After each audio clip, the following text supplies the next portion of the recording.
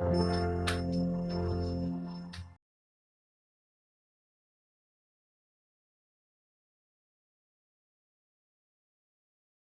Friends, welcome back to my YouTube channel study art hub. So आज मैं आपके साथ डिस्कस करने वाली हूँ लेसन 5th है कला के तत्व और संयोजन के सिद्धांत। फंडामेंटल्स ऑफ आर्ट के 2 पार्ट्स होते हैं, जैसा कि आपको पता होगा। First one is elements of art, इनको तत्वों के सिद्धांत कहा जाता है। दूसरा है प्रिंसिपल ऑफ आर्ट, संयोजन के सिद्धांत। ओके, तत्वों के सिद्धांत में इंक्लूडेड हो जाएगा line, colours, texture, shape, space and form. संयोजन के सिद्धांत जिनको बोलते हैं इंग्लिश में principle of art, unity, harmony, balance, emphasis and rhythm के बारे में detail classes A to Z with explanation. Even अगर आपने प्रीवियस वीडियोस मिस किया है तो देख लीजिएगा। यूथ कंपटीशन टाइम्स 2023-24 वाला ये क्वेश्चंस बुक है, बहुत ही ज़्यादा इंपॉर्टेंट और बहुत काफ़ी अच्छे से डिटेल में एक्सप्लेनेशन है। सो स्टार्ट करते हैं। क्वेश्चन नंबर फर्स्ट है स्क्रीन पर। स्वर्णिम विभाजन सिद्धांत संबंधित हैं किससे? संतुलन, अनुपात, एकता या फिर लय। स्वर्णिम विभाजन सिद्धांत बेसिकली मेजरमेंट्स अनुपात से रिलेटेड है। स्वर्णिम विभाजन सिद्धांत से संबंधित ये जो विभाजन दिया है वो यूक्लिड ने दिया, जो यूनान से बिलोंग करते हैं। स्वर्णिम विभाजन कला रचना में उस गणितीय संबंध को कहा जाता है जिसमें चित्रभूमि को इस प्रकार से विभाजित किया जाए कि छोटे व सबसे बड़े भाग के बीच वही अनुपात हो जाए। किसी वस्तु के स्पर्श से हुआ विशिष्ट अनुभव क्या कहलाता है? वर्ण, आकार, रेखा या फिर टेक्सचर, पोत। तो उनको पोत कहते हैं। पोत बेसिकली फॉर एग्जांपल जैसे अभी आप क्लासेस ले रहे हैं with the help of phone screen, ठीक है, तो फ़ोन का जो स्क्रीन है वो थोड़ा हार्डनेस और प्लेन सरफेस है, वो भी एक टेक्सचर हो गया। आपके जो फिंगर्स वगैरह है उनका डिफरेंट टेक्सचर है। ड्रेसेस, क्लॉथ का डिफरेंट टेक्सचर होता है। ऑब्जेक्ट्स का डिफरेंट टेक्सचर होता है। तो वैसे तो टेक्सचर बेसिकली 2 टाइप्स की होता है, 2 प्रकार का, लेकिन कुछ विद्वानों के अकॉर्डिंग 3 प्रकार का कहा गया है। एक होता है प्राप्तिक, दूसरा होता है सृजित और तीसरा होता है अनुकृत, विद्वानों के अकॉर्डिंग। और एक्चुअल में प्राप्तिक और अनुकृत 2 टेक्सचर कहे जाते हैं। किसी पदार्थ अथवा वस्तु का वह संवेदन जो उसकी धरातलीय संरचना का आधार करता है, आधारित है, वर्ण, टेक्सचर, पोत, बुनावट कहलाते हैं। अजम्पशन एंड रीजन वाले स्टेटमेंट क्वेश्चन है, यूजीसी नेट का क्वेश्चन। भारतीय पारंपरिक कला सशक्त है। भारतीय पारंपरिक कला बिल्कुल राइट, सशक्त है। ऐसा इसकी समृद्धि सांस्कृतिक पृष्ठभूमि के कारण है। So here both are correct, दोनों ही सही हैं।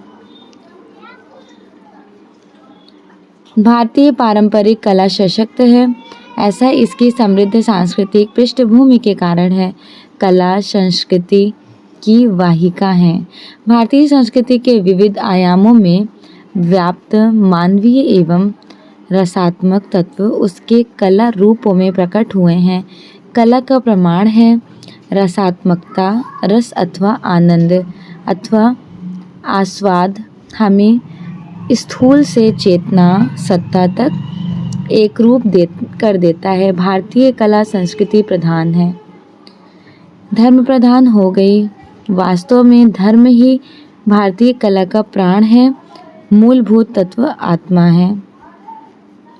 ये भी assumption and reason based question है।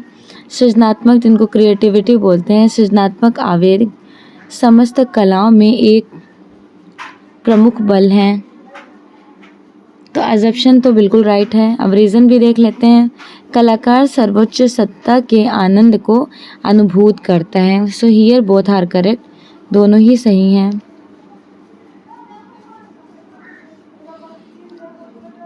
पुस्तक, डिब्बे, संदूक, ड्राइंग बोर्ड आदि को किसमें डिपिक्शन इंक्लूडेड करेंगे? बेलनाकार, वर्तुलाकार या फिर घनाकार। So here the right answer is B, as like Q form. Draw ही कर लेते हैं। देखिए जैसे कोई डब्बा हो गया, उसका ये शेप होता है, ये एक डब्बा हो गया, यहाँ पे इस तरह कर दिए, संदूक हो गया। और ड्राइंग बोर्ड भी तो कुछ इसी टाइप का होता है। तो तीनों घनाकार ही होते हैं। इस वर्ग में वे आकृतियां आती हैं जो वर्ग आयाम आयतों के त्रिआयामी रूपों से बनती हैं, जैसे भवन, पुस्तक, ईंट, संदूक, साबुन की चौकोर टिकिया अथवा चौकोर डिब्बा इत्यादि। ज्यामितीय घन ज्यामितीय में घन एक त्रिआयामी वस्तु होती है जिसके बराबर आकार के फलक होते हैं और हर फलक के एक एक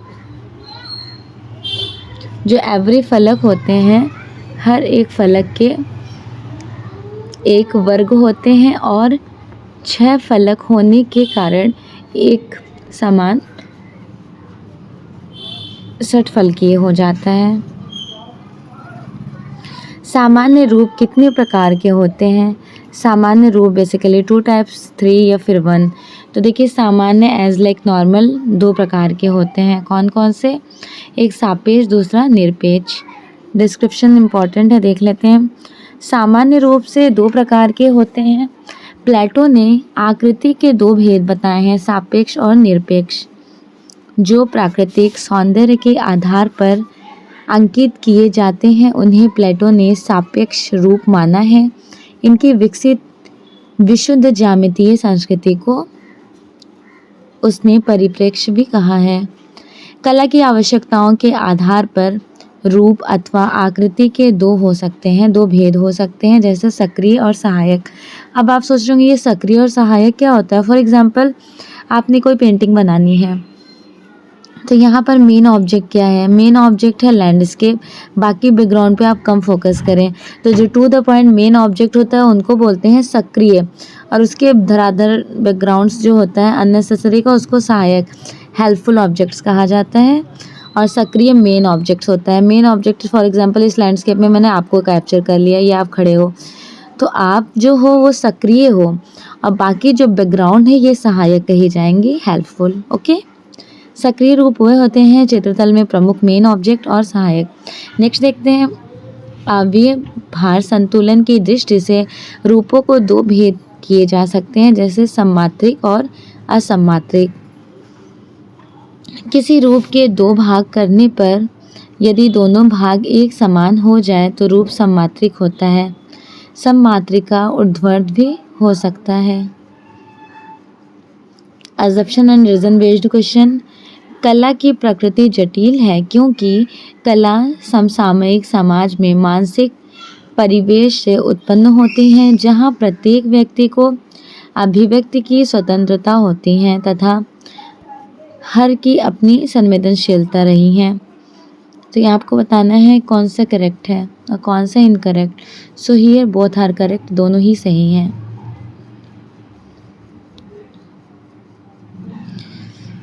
यूजीसी नेट 2012 का ये प्रैक्टिस क्वेश्चन है। कला की प्रकृति जटिल होती है क्योंकि कला समसामयिक समाज के मानसिक परिवेश से उत्पन्न होती है, जहाँ प्रत्येक व्यक्ति को अभिव्यक्ति की स्वतंत्रता होती है तथा हर की अपनी संवेदनशीलता होती है।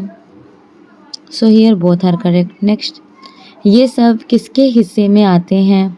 रेखा, रंग, रूप या फिर पोत। कला के तत्व हैं, कला के सिद्धांत या फिर षडांग रस। तो आपको पता है ना ये कला के तत्वों में इंक्लूडेड हो जाएंगे, line, colours, texture, shape, space and form. कला के सिद्धांत तो आपको ये भी क्लियर है, unity, harmony, balance, emphasis, rhythm है। षडांग रूपभेद प्रमाणानि भाव लावण्य योजनम सादृश्य वर्णिका भंग चित्र इति षडंगकम। रसा तो टोटल 9 रसास होते हैं। भरत मुनि ने अपने नाट्यशास्त्र में 8 रस का वर्णन किए हैं, और जो 9वां रस है वो शांत रस अभिनव गुप्त ने खोज किए थे। उसके बारे में डिस्क्रिप्शन किस ग्रंथ में मिलेगा? विष्णु धर्मोत्तर पुराण में। क्लियर? नेक्स्ट देखते हैं, रूपप्रद कला के तत्व कौन कौन से हैं? रेखा और रूप, वर्ण और तान, पोत और अंतराल, ये फिर उपयुक्त सभी। रूपप्रद कला बेसिकली क्या होती है? व्हाट इज रूपप्रद कला? That means what is plastic art. तो प्लास्टिक आर्ट में आप पेंटिंग, स्कल्पचर, आर्किटेक्चर को एक क्रिएट, कुछ क्ले या फिर किस फॉर्म को लेकर एक शेप दे देना, उनको कहा जाएगा रूपप्रद कला, प्लास्टिक आर्ट। रेखा और रूप भी हो जाएगा, पोत और अंतराल, वर्ण और तान। सो here both all of the above, सभी सही है। जिसे आप विजुलाइज करते हैं। विजुअल आर्ट के तत्व सभी हैं, इनमें रेखा, वर्ण, रूप, तान, पोत और अंतराल सभी दृश्य कला का यूज किया जाता है। रचना शब्द का अर्थ एक साथ रखना। इसे कला के सिद्धांतों के अनुसार कला के तत्वों का संगठन माना जा सकता है। रचना कला के किसी भी काम पर लागू हो सकती हैं, संगीत के लेखन के माध्यम से और फोटोग्राफी में जिसे संचित विचार के उपयोग करके व्यवस्थित किया जाता है। किसी भी वस्तु के धरातल के गुण को क्या कहा जाता है? बेसिकली धरातल के गुण को अनुकृत पोत, पोत, प्राप्त पोत या फिर सृजित पोत। तो धरातल का गुण मेंशन किया गया है ना, टेक्सचर कहते हैं उनको, पोत कहा जाता है। किसी भी वस्तु के धरातल के गुण को पोत कहते हैं। कलाकार इस गुण को अपनी कलाओं के दृश्य माध्यम में उतार लेते हैं। वयन का अनुभव दृष्टि के माध्यम से होने वाले स्पर्शनेंद्रिय का अनुभव है। गीले अथवा चिकने तल अधिक प्रकाश प्रतिबिंब करते हैं। पोत बेसिकली कितने प्रकार के होते हैं? Texture, there are 3 types of texture. वस्तुओं अथवा पदार्थों के धरातल को प्राकृतिक या प्राप्तिक वयन कहते हैं। वयन टेक्सचर को कहा जाता है। दूसरा होता है सृजित,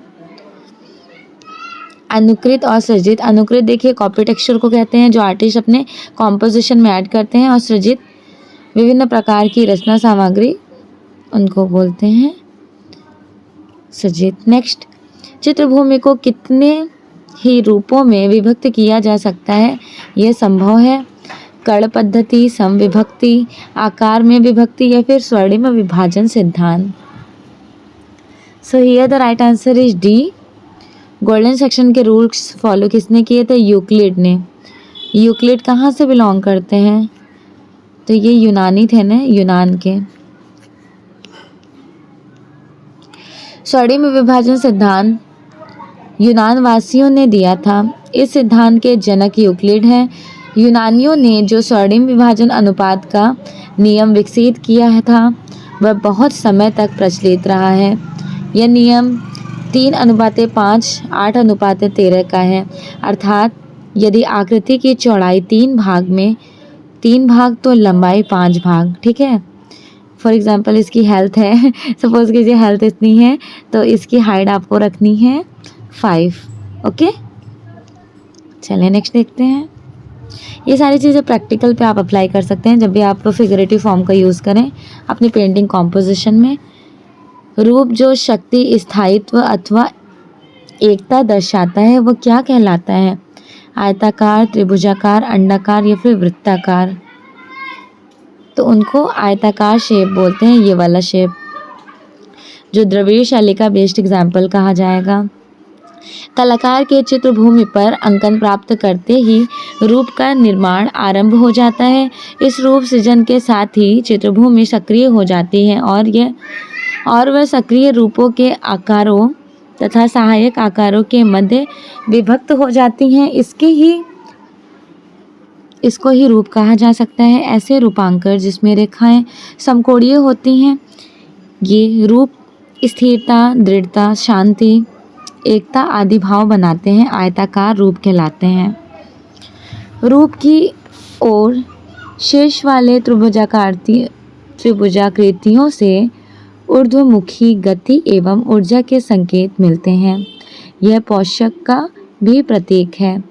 वृत्त में पूर्णता, आकर्षण, निरंतरता एवं गति रहती हैं। अंडाकृति अथवा दीर्घ वृत्त से लावण्य, सृजनात्मकता एवं प्रसार का प्रभाव उत्पन्न किया जा सकता है। कला में प्रवाह का तात्पर्य है। प्रवाह किससे आप रिप्रेजेंट कर सकते हैं? एम्फेसिस। चित्र के किसी भी संयोजन में आँखों का अबाध गति का विचरण, आँखों का किसी भी संबंध पथ पर विचरण, आँखों का किसी भी संबंध पथ पर या फिर इनमें से कोई नहीं। सो here which one is the right answer? Exactly जिन्होंने ए आंसर दिए उनका बिल्कुल करेक्ट आंसर है।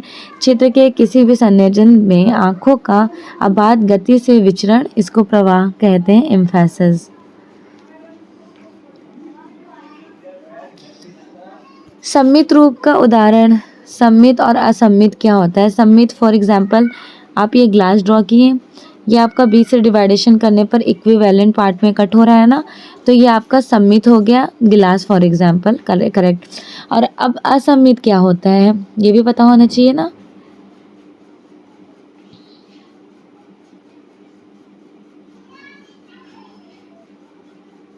असम्मित यहाँ पर ऑब्जेक्ट्स में बताइए कौन सा राइट आंसर हो जाएगा।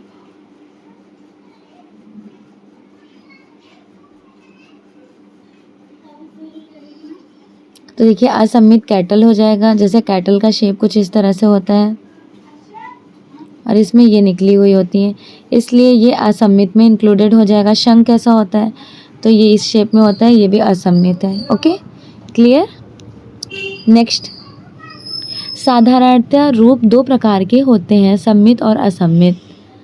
जिनको बीच से कट करें इक्विवेलेंट पार्ट में कट हो वो सम्मित है, जिनको कट करने पे इक्विवेलेंट पार्ट में कटना हो वो असम्मित कहलाएंगे। विलोम त्रिभुज का मनोवैज्ञानिक प्रभाव होता है स्थिरता, अस्थिर, ईर्ष्या या फिर प्रफुल्लता।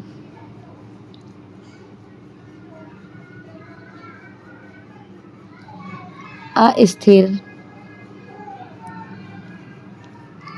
विलोम त्रिभुज का मनोवैज्ञानिक प्रभाव अस्थिर होता है। किसी भी त्रिभुज ट्रायंगल्स के बेस और उसकी हाइट को मल्टीप्लाई करके इसके रिजल्ट को 2 से डिवाइड करना, इससे इसका क्षेत्रफल या एरिया निकालने का सबसे आसान तरीका ये कहा जाता है। हालांकि त्रिभुज का एरिया निकालने के बहुत सारे और भी दूसरे फॉर्मूलेज मौजूद हैं जो पूरी तरह से दी हुई इंफॉर्मेशंस पर निर्भर करती हैं। त्रिभुज के साइड्स और एंगल्स का इस्तेमाल करके इसकी हाइट जाने बिना भी त्रिभुज का एरिया कैलकुलेट किया जा सकता है। ओके, अंतराल को चित्रभूमि या फिर भूमि बंधन किस ग्रंथ में कहा गया है? अंतराल को भूमि बंधन कहा गया था सम्रांगण सूत्राधार में। सम्रांगण सूत्राधार जो है ये राजा भोज की है, राजा भोज की। और अंतराल को स्थान कहाँ कहा गया है? स्थान कहा गया विष्णु धर्मोत्तर पुराण में। और स्थान निरूपक्ष कहाँ कहा गया था? अंतराल को स्थान निरूपक्ष कहा गया है अभिलाषिता चिंतामणि। और अभिलाषिता चिंतामणि है किसकी? सोमेश्वर की। अंतराल को भूमि बंधन सम्रांगण सूत्राधार के ग्रंथ में इंक्लूडेड किया जाता है। सम्रांगण सूत्राधार भारतीय वास्तुशास्त्र से संबंधित है, जिसके रचनाकार राजा भोज हैं। 1005 से 1054 के टाइम ड्यूरेशन का है। सोमेश्वर भूपति 12वीं शताब्दी का मनसोल्लास प्रमुख रहे हैं। यहाँ पे आपको सेलेक्ट करना है दृश्य कला में किन कला रूपों का अन्वेषण किया जाता है। ओके, बताइए। विजुअलाइज आप किससे किससे कर सकते हैं? विजुअलाइज आप चित्रकला से भी कर सकते हैं, मूर्तिकला से भी, और वास्तुकला। क्या नृत्य कला को आप, दृश्य कला पूछ लिया गया, नृत्य कला को विजुअलाइज कर सकते हैं, बट दृश्य कला विजुअल आर्ट में क्या क्या आता है ये पूछा जा रहा है। तो यहाँ पे करेक्ट कराया गया पेंटिंग, स्कल्पचर एंड आर्किटेक्चर। वैसे तो म्यूजिक एंड पोट्री भी है बट डांस नहीं है, पता है ना आपको। तो यहाँ पे राइट आंसर क्या हो जाना है? अरे वाह, ये वाला ऑप्शन है। चलिए देखते हैं। So here the right answer is according to me B correct होना चाहिए। ओके, देखते हैं। हाँ, बी करेक्ट है। मत्स्योदर की उपमा मनुष्य के किस अंग के लिए दी जाती है? नेत्रों के लिए, उदर के लिए, उंगलियों के लिए या फिर कमर के लिए? मत्स्योदत्त की उपमा कही जाती है नेत्रों के लिए, आइज कैलकुलेशन के लिए। मत्स्य मतलब मछली भी कहा जाता है, बोलते नहीं मीनाकार आंखें, तो मत्स्य फिशेस आइज कही जाती है ना। तो वही बात कही जा रही है, मत्स्योदर की उपमा मनुष्य के नेत्रों के लिए कही जाती है। बड़ी बड़ी मीनाकृति मादक आंखें, भवे किंचित उठी हुई सुडौल नाक, अपेक्षाकृत बाहर निकली हुई, कहीं कहीं लंबे केश, ललिमा युक्त कपोल एवं अधर। पीन वक्ष से युक्त सारा शरीर यौवनता लिए हुए हैं। मेहंदी रचे हाथ, पाँव में आलता, माथे पर बिंदी अथवा चंदन लेप। स्त्रियों की मीनाकृति आंखें भरी हुई चिंबुक, अधर कुछ खुले मतलब थोड़े से आईज क्लोज्ड एंड ओपन, मुखाकृतियों प्रभावोत्कर्ष कमनीयता लिए विविध मुद्राओं को रिप्रेजेंट किया गया है। चित्रकला है, बेसिकली चित्रकला पेंटिंग्स क्या कही जाती हैं? दृश्यकला, प्रतिकृति, छवि या फिर इनमें से कोई नहीं। तो पेंटिंग को आप इंक्लूडेड करोगे विजुअल आर्ट में, दृश्यकला जो अपने आंखों के थ्रू देखा जा सकता है। दृश्यकला दृश्य प्रधान कला कहलाती हैं। रसास्वाद में सहायक इंद्रियों के आधार पर भी कलाओं का वर्गीकृत किया जाता है। जिन कलाओं के संवेग रेवणेन्द्रिय द्वारा ग्रहण किए जाते हैं उन्हें श्रव्य कहा जाता है। काव्य तथा गीत एवं वाद्य इसी कोटि की हैं। जिन्हें नेत्रेंद्रिय द्वारा ग्रहण किया जाता है उन्हें दृश्य कलाएं कहते हैं। जैसे मूर्ति, paintings, sculpture, architecture and music also included in here. वही सारी चीज़ों को इवेल्युएट किया गया है। नेक्स्ट, प्लेटो ने आकृति के कितने भेद बताए हैं? प्लेटो ने आकृति के 3 भेद बताए थे। ठीक है, देख लेते हैं वो 3 भेद कौन कौन से हैं अकॉर्डिंग टू प्लेटो। प्लेटो ने विश्व की कला को 3 भागों में बांटे थे ना। एक था रोमांटिसिज्म, दूसरा क्लासिकल और तीसरा सिंबॉलिक। प्लेटो ने अनुकरण प्रकृति के बारे में मेंशन किया था। अनुकरण मतलब art is an imitation of imitation, इन्हीं का स्टेटमेंट है जो वस्तुओं को उनके यथार्थ रूप में नहीं अपितु आदर्श रूप में प्रस्तुत करती है। उसके अनुसार वस्तु के 3 रूप होते हैं, आदर्श, वास्तविक और अनुकृति। प्लेटो के अनुकरण के 2 पक्ष माने जाते हैं। पहला वह तत्व जिसका अनुकरण किया जाता है और दूसरा अनुकरण का स्वरूप।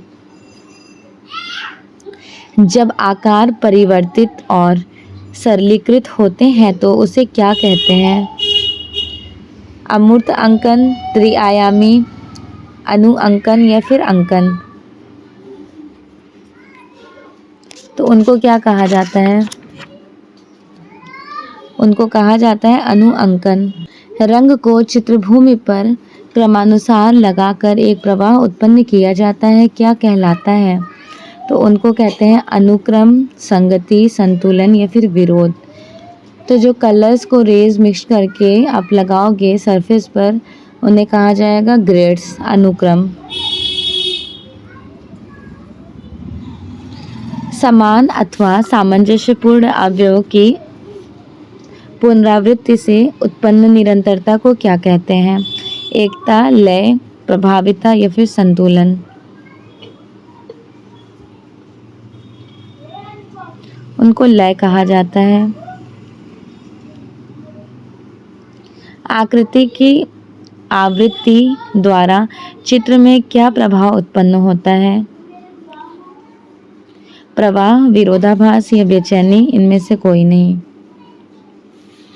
प्रवाह, एम्फेसिस उत्पन्न होता है ना।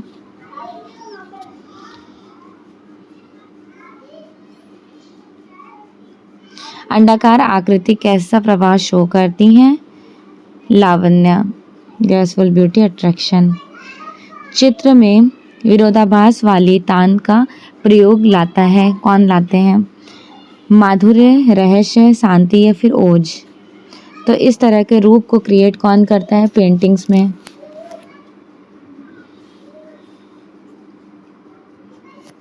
ओज।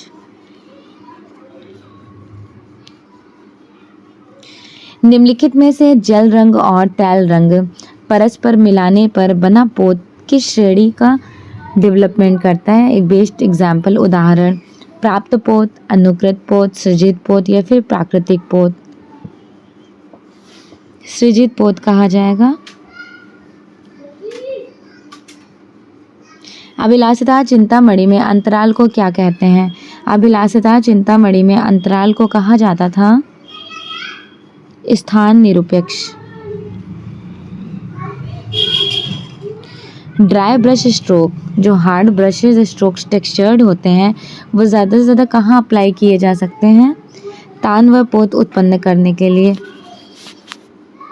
ड्राई, ठीक है, ब्रश स्ट्रोक जो होते हैं वो तान और पोत, टोन और टेक्सचर को क्रिएट करते हैं। ड्राई ब्रश स्ट्रोक का उपयोग तान और टेक्सचर को यूज़ करने के लिए किया जाता है। ड्राई ब्रश टेक्निक जल आधारित और तैल आधारित दोनों माध्यमों से प्राप्त किया जा सकता है। पानी आधारित मीडिया जैसे स्याही, एक्रेलिक पेंट, टेम्परा पेंट के बाद साथ ब्रश को सभी पानी सूखा या निचोड़ होना चाहिए जो अत्यधिक चिपचिपा या मोटा फील कराता है। लावण्य, सौंदर्य और सृजनात्मकता का प्रभाव किस रूप में रिप्रेजेंट किया जाता है? लावण्य आप कहाँ पे शो कर सकते हैं? तो देखिए लावण्य, ग्रेसफुल, ब्यूटी, अट्रैक्शन, ये ज़्यादा से ज़्यादा आपको किस फॉर्म में देखने को मिल जाएगा? अंडाकार, ओवल शेप में, जिसके लिए रविन्द्रनाथ टैगोर बहुत फेमस है। लावण्य बेसिकली एस्थेटिक का भी सिंबॉलिज्म है ना सर, ओवल फेस। पोत, टेक्सचर क्या होता है? टेक्सचर जो होता है वो धरातल का गुण है। धरातल के गुण या बनावट को कहते हैं किसी पदार्थ अथवा वस्तु का वह संवेदन जो उसकी धरातलीय संरचना पर आधारित रहता है वयन अथवा बनावट कहलाता है। इस प्रकार वयन किसी वस्तु का धरातलीय गुण है। पोत, टेक्सचर बेसिकली 3 टाइप्स के होते हैं, प्राप्तिक, अनुकृत और सृजित।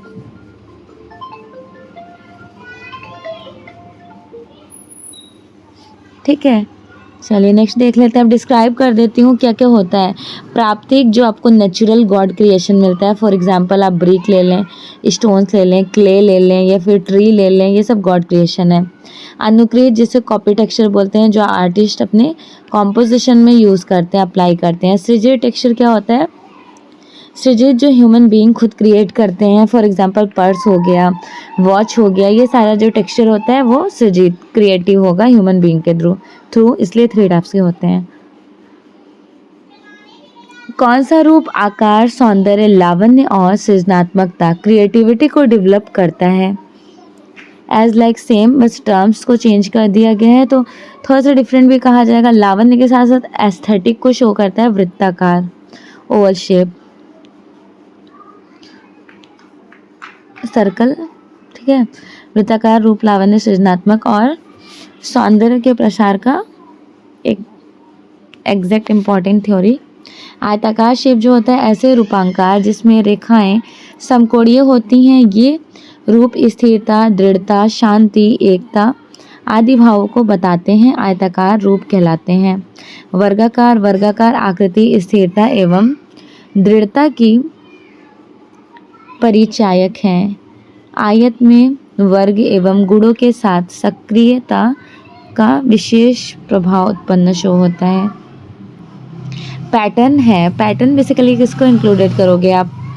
अलंकारिक आलेखन, पार्श्विक आलेखन, देव आकृति या फिर मानव आकृति। ऑफ कोर्स पैटर्न जो होता है वो फ्लोरल पैटर्न्स को कहते हैं, अलंकारिक, ठीक है। रंग के हल्केपन और गहरेपन को क्या बोलते हैं? लाइट एंड डार्क टोन को क्रम, स्थान, विलोम पद्धति, विभाजन पद्धति, तो इनको कहा जाता है टोन।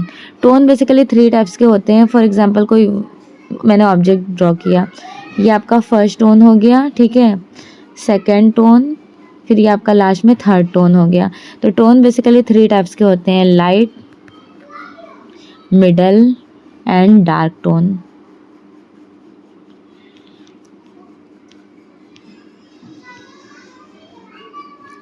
लंबाई और चौड़ाई में फैले अंतराल को क्या कहा जा सकता है? त्रिआयामी, इनमें से कोई नहीं, द्विआयामी या फिर घन। तो लंबाई और चौड़ाई दोनों को जब मेंशन करेंगे तो 3 डिमेंशनल नहीं 2 डिमेंशनल कहा जाएगा, क्योंकि यहाँ पर ऊंचाई मेंशन नहीं था इसलिए। स्वर्णिम विभाजन सिद्धांत ये किसने दिया था? यूक्लिड ने। यूक्लिड कहाँ से बिलोंग करते हैं? ग्रीक फिलोसफर है ना।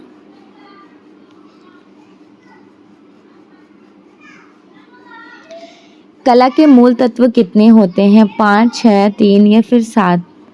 कला के जो बेसिकली मूल तत्व हैं वो कितने कहे जाएंगे? 6 है ना। कौन कौन से? Line, colours, texture, shape, space and form. वैसे यहाँ पे 7 कराया गया है, बट मेरे अकॉर्डिंग 7 हो नहीं सकता, क्योंकि आपको भी पता है इसकी थ्योरी आपने अच्छे से पढ़ रखी है। शायद बाय मिस्टेक प्रिंटेड हो गया होगा। हाँ, मैंने बोला ना, बाय मिस्टेक हो गया होगा। कला के वैसे 6 ही तत्व हैं: रेखा, रूप, रंग, तान, पोत एंड अंतराल। Assumption and reason based question है। ललित कलाओं में प्रत्येक रचना के लिए कल्पना, एब्स्ट्रैक्शन और अभिव्यंजना का समुचित संयोजन आवश्यक है। तो यहाँ पर देखिए आपका अजम्पशन तो बिल्कुल करेक्ट है। अब रीजन देखते हैं। कला सृजन में कल्पना बिंब के निर्माण में सहायक होती हैं। एब्स्ट्रैक्शन का संबंध रूप की रचना से तथा अभिव्यंजना भाव से संबंधित है। So here which one is correct? Both are correct, दोनों सही हैं। ओके, ये दोनों सही हैं, करेक्ट आंसर हो जाता है। नेक्स्ट देखते हैं। दर्शक को घन के कितने तल शो करते हैं, दिखाई देते हैं? इसका डायग्राम भी बनाया हुआ है, वो भी आपको शो करूँगी एज लाइक दिस वन। तो बताइए कितने शो कर रहे हैं? ताल फर्स्ट, ताल सेकंड, ताल third. So here the right answer is B. दर्शक के मन को 3 ताल दिखाई देते हैं। क्यूब। एक घन में कुल कितने सरफेसेस होते हैं? 6 होते हैं, राइट। दर्शक के घन में 3 ताल दिखाई देते हैं, शो करते हैं।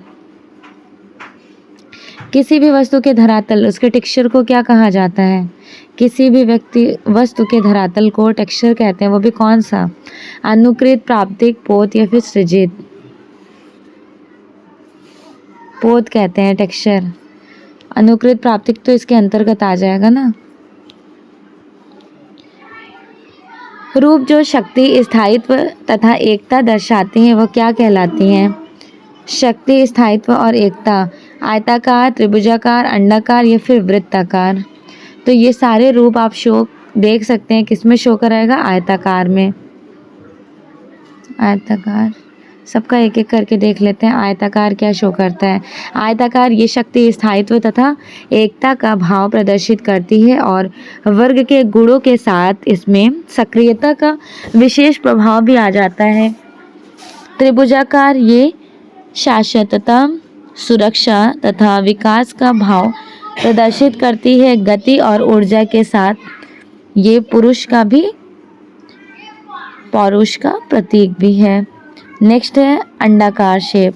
अंडाकार जो ओवल शेप होता है ये किसका होता है? लावण्य, सौंदर्य, नित्यता, सृजनात्मक का भाव शो कराती हैं।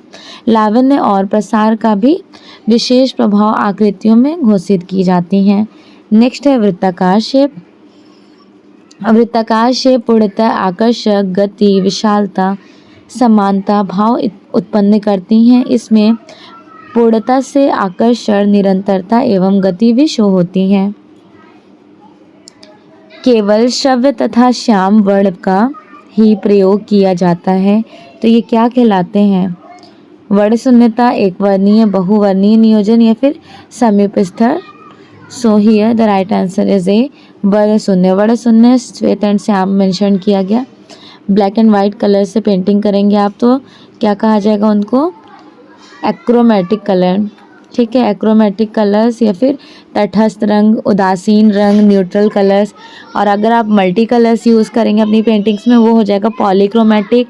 अगर आप एक कलर से कोई पेंटिंग को शो करेंगे, सिर्फ सपोज़ कीजिए आपने ब्लू कलर से किया, तो ये कहा जाएगा मोनोक्रोमेटिक। ओके, सो फाइनली आज के लिए सफिशिएंट है इतने 50 क्वेश्चन। नेक्स्ट क्लास में क्वेश्चन नंबर 51 से आपके साथ डिस्कस करूँगी। Okay everyone, so everyone daily connected रहिएगा। ये पूरी यूथ वाली बुक्स आपके साथ कंप्लीट करा दूंगी मैं।